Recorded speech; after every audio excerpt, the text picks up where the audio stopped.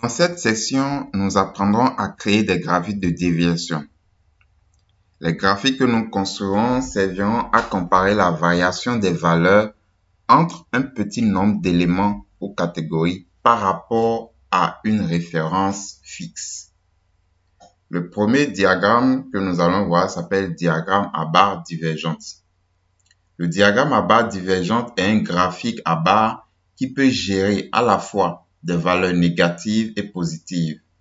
Il ne s'agit pas d'un simple graphique à barres, comme vous allez le remarquer. Commençons par préparer les données qui serviront à tracer ce diagramme à barres divergentes. Donc, préparation des données. Je vais créer une nouvelle colonne dans notre data frame en MTCars qui va représenter les noms des voitures. Donc, pour rappel, voici la data frame MTCars. Et vous remarquez que les noms des voitures sont en indice de ligne. D'accord? Ce sont les noms des indices des lignes.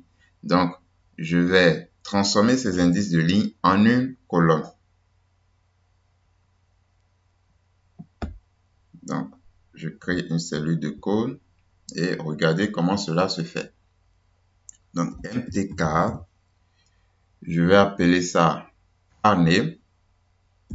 Donc, carname, par exemple. Row, ce sera row names tout simplement de MTK. Tout simplement. Donc, la fonction row names vous permet de récupérer les noms de vos indices de ligne. Les noms des lignes tout simplement. Et on prend ces noms pour créer une nouvelle colonne à la data frame. Je réaffiche maintenant MTK.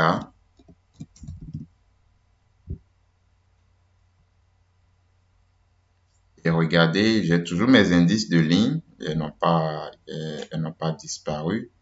Mais j'ai maintenant une variable qui s'appelle carname, d'accord, qui comporte les noms des voitures. Maintenant, je vais créer une autre variable que je vais appeler mpgz, par exemple. En fait, je veux standardiser la variable mpg. Je veux standardiser la variable mpg avec ce qu'on appelle le z-score. Le z-score, pour le calculer, c'est la valeur moins la moyenne de la variable sur l'écart type de la variable. Ça, c'est de la statistique simple. Donc, je dis mtk $mpgz.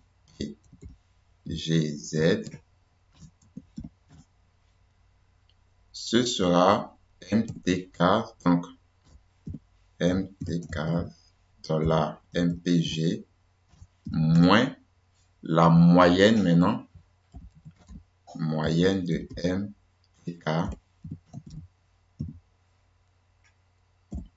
$mpg, d'accord, dans la valeur moins la moyenne divisé par l'écart type, donc SD mtk de mpg. Et je choisis par exemple d'arrondir tout ceci à 2 chiffres après la virgule. Voilà. Je fais print.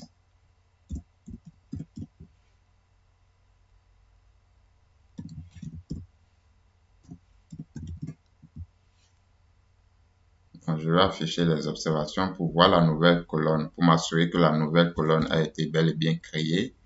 Je vais afficher le résumé statistique de la variable mpgz pour vous rendre compte vraiment que c'est une variable standardisée. Donc, mtcars $mpgz.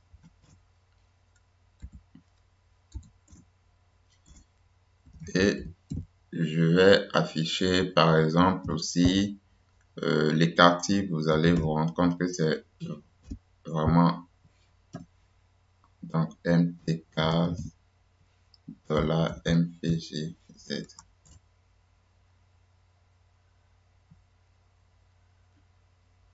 Donc, regardez la data frame. On clique ici, voilà la variable MPGZ qui n'est que la variable qui est la standardisation de la variable MPG. Et le résumé statistique, d'accord? Le résumé statistique, donc j'ai la moyenne qui est pratiquement égale à 0. C'est normal, puisque quand vous standardisez une variable, vous obtenez une moyenne 0 et écart type 1. Donc, l'écart type est égal à 1. Donc, pratiquement 1 ici. Maintenant, on va dire que les véhicules avec MPGZ au-dessus de 0 seront marqués en vert et ceux en dessous de 0 seront marqués en rouge. Et ça va permettre de créer un diagramme à barres divergentes. Donc, je commence à écrire le code comme ça. Nous allons pouvoir visualiser. Ce diagramme à barres divergentes.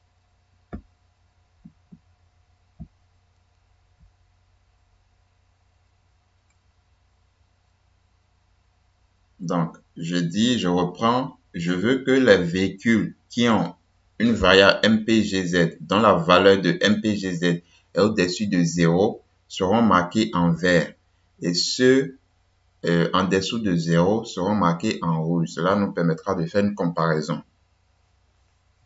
Donc, on va créer la variable MPG type, mtk $mpg type. Et on va utiliser la fonction if-else tout simplement qui va nous permettre de faire ce petit test là. Donc, si MPGZ est inférieur à 0, donc on va dire below par exemple, ça c'est au-dessous ou sinon au-dessus. Donc, mtk $mpgz inférieur à 0.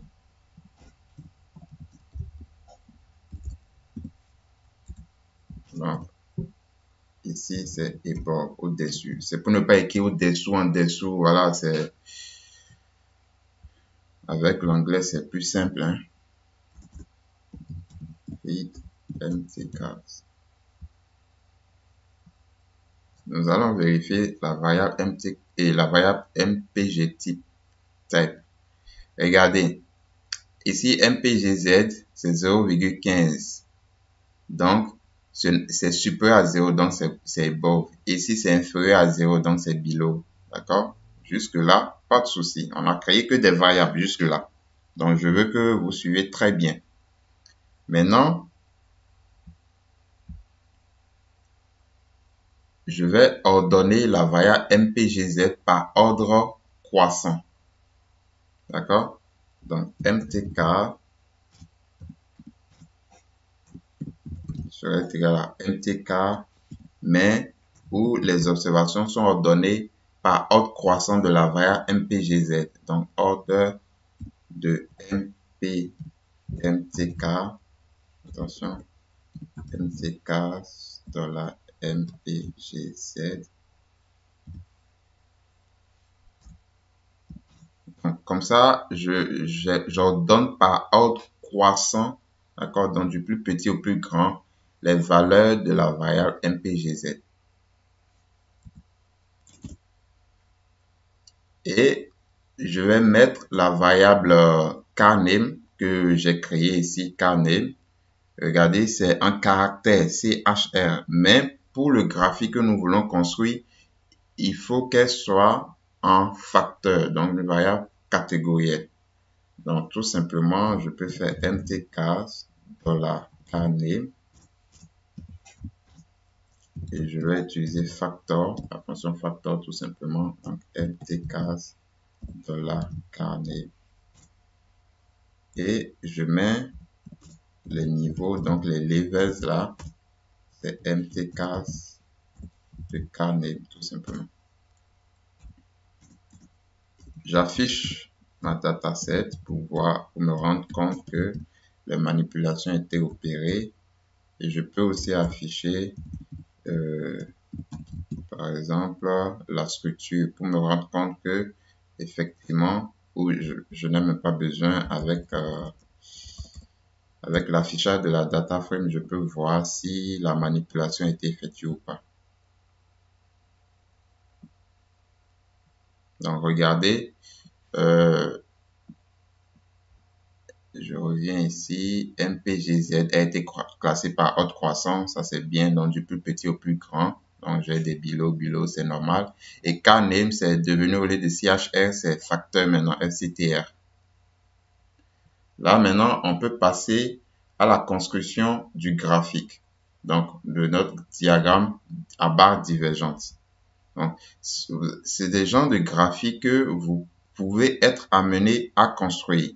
Donc, moi, je vous montre comment est-ce que vous pouvez préparer vos données avant de construire ce genre de graphique. Parce qu'il n'y a pas une fonction toute faite dans R qui vous permet de construire automatiquement ce graphique. Donc, il y a derrière une préparation de données qu'il faut faire. Je vous ai montré un exemple. À vous d'appliquer cet exemple-là, cette façon de faire à votre ensemble de données. Donc, je vais dire bar div. Donc, ce sera ggplot de mpcars. AES en Nice, ce sera KNAME. Et en Y, ce sera la variable mpgz. D'accord, attention, je ne mets pas des guillemets. Hein. Ça, c'est la syntaxe de ggplot. Voilà. Et maintenant, je fais un plus. Je vais utiliser geombar. Donc, vous allez voir, on utilise geombar, mais le diagramme à barre divergente n'est pas vraiment un diagramme à barre simple, comme on a l'habitude de le voir. C'est pour ça qu'on a fait toutes ces manipulations derrière pour préparer les données et pour que ça puisse vraiment être un diagramme à barre divergente. Donc, stats égale identity. AES, on va mettre des couleurs bien sûr. Donc rappelez-vous, on a dit si c'est au-dessus, donc c'est avec la variable mpg type. On va définir les couleurs. Et ensuite, on peut mettre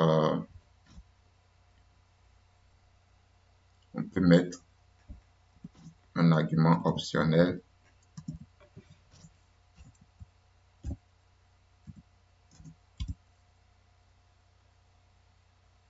Maintenant, on va mettre scale fill.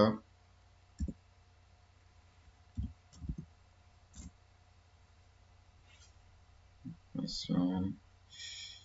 Je vais bien voir si j'ai bien fermé les parenthèses. Ok, c'est bon.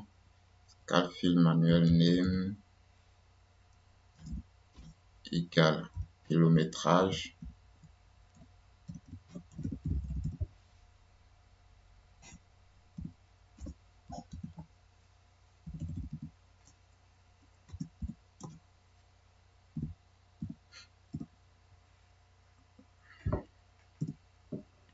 Donc, d'abord, c'est au-dessus de la moyenne.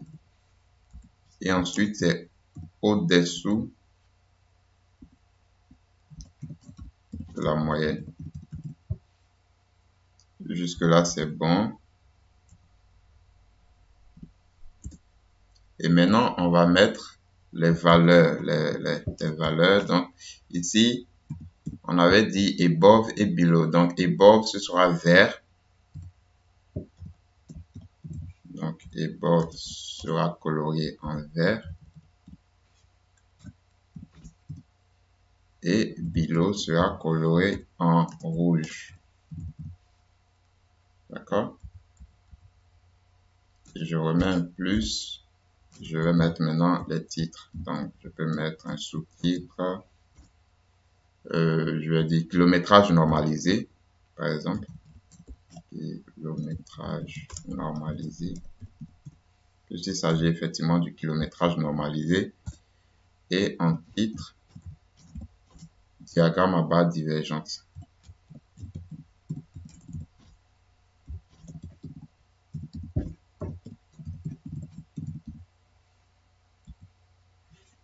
D'accord. Maintenant, déjà, on peut afficher notre graphique par div.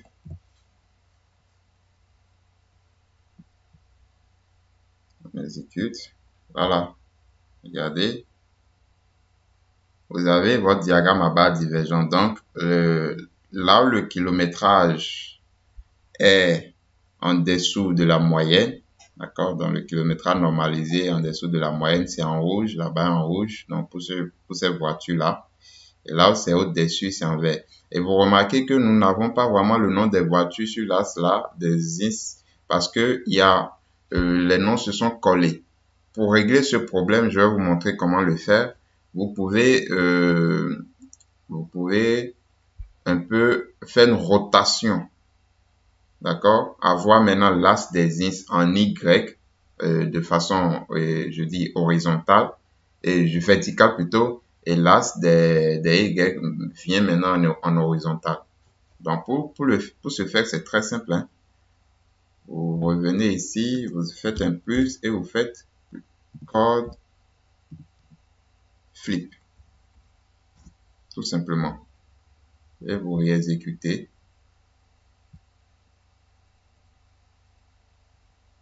Voilà, regardez maintenant, ça s'affiche bien maintenant.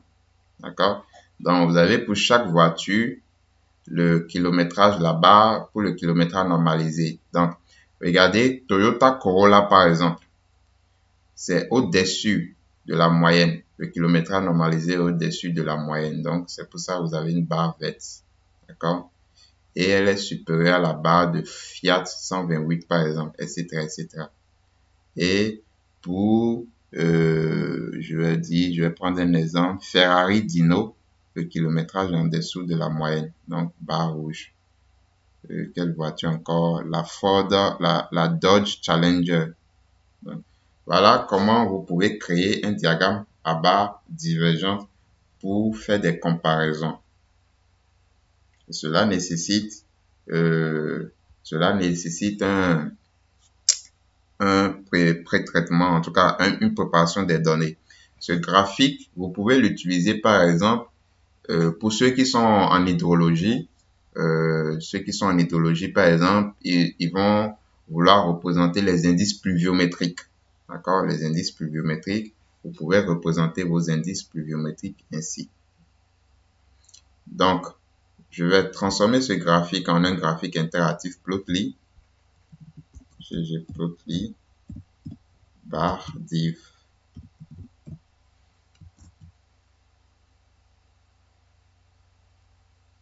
Et voilà, c'est tout simple. Et je trouve même que ça s'affiche même mieux que l'affichage de ggplot. Donc, vous avez le kilométrage, above c'est vert, below c'est rouge. Super. Donc, voici comment vous pouvez tracer un diagramme à barre divergente. Dans la prochaine vidéo, nous allons voir une autre façon de tracer un diagramme à barre divergente que les auteurs ont qualifié de diagramme à barre divergente moderne. Donc, place à la prochaine vidéo pour découvrir comment tracer le diagramme à barre divergente moderne.